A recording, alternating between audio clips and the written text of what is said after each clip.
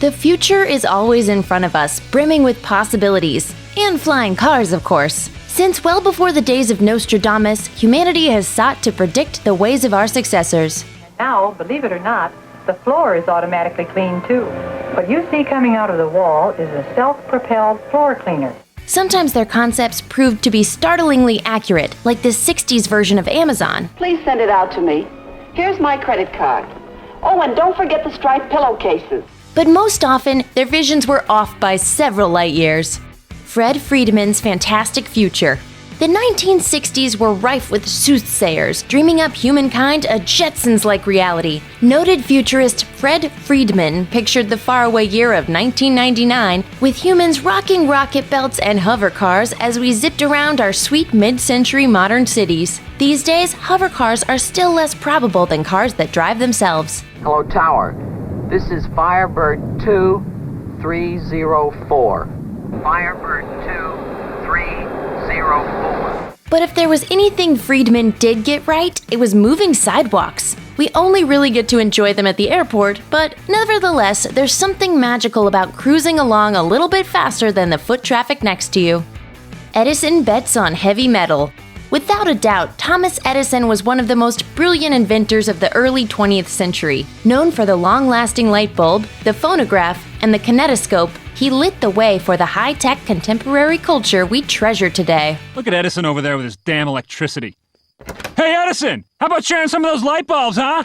Hey, figure it out for yourself, man! But Edison's prediction regarding the future of construction material rang a bit hollow. He claimed the future belonged to steel. Every aspect of our homes would be sumptuously equipped with the dense metallic alloy. This is the kitchen of tomorrow, a press-button dream coming true for Mrs. Housewife.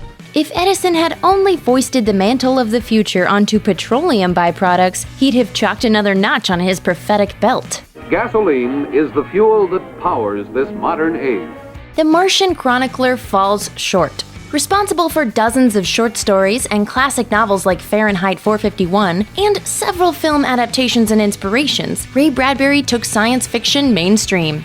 For over 20 years, he has predicted and examined the joys and nightmares of the coming age of the rocket. You've probably heard of the butterfly effect, loosely inspired by his story A Sound of Thunder, as well as the disquieting Disney adaptation of his seminal work, Something Wicked This Way Comes. Then there's his highly influential sci-fi saga, The Martian Chronicles, which documented colonial life on the planet Mars. There. That's better. You do speak English. I do now. Back in 1950, the prolific author predicted that nuclear war would force us onto Mars by the 2000s. Unfortunately, we never got our Martian utopia going. But at least we launched that rover thingy, right? It's so quiet. Kind of eerie. Gives me the creeps. Wonder Women of the Future. One dress of the future will consist of transparent net. The net, probably to catch the males. In the past, Women of the Future predictions were usually hotbeds for dusting off sexist, Mad Men-like tropes of the 1950s, with men joking about how lazy their wives would get after their robot maids, cooks, and butlers replaced household chores. Everything is copacetic. Welcome to the future. But early feminist ideas snuck into the general populace during the Father Knows Best decade. In 1950, Associated Press writer Dorothy Rowe claimed, with science to back her up, that all women of the future would top off at 6 feet. Attack of the 50-foot woman, incredibly huge, with incredible desires for love and vengeance. Not only that, but they'd sport superheroine-esque proportions and dress like Wonder Woman with, quote, muscles like a truck driver, so they could compete in male sporting events and work in traditionally male jobs. In the future, I hope to do things such as go to school, study, make art, start a business. Modern women are indeed competing in sports like baseball and prize fighting, and have been liberated from the kitchen. But perhaps Rowe's most off-the-mark prediction is that humans of the future will cut out food altogether, eating instead only food capsules. You need only to peek inside of a Chipotle during the lunch rush to see how that didn't at all pan out. Beardos from the year 2000. In 1939, Vogue imagined what their own future man might look like, style-wise, running a conceptualization of the 21st century man. Visually vetted by designer Gilbert Rohde, the future dude revolts against shaving. Okay, this actually happened. He favors a buttonless full-body jumpsuit, and Bro 2000 now rocks his belt storage, the fanny pack of the future. So Vogue predicted a future of MC Hammer hipsters. It could still happen. When the music is really pumping, that's my time. It's time to dance really hard. The New York Times future fail.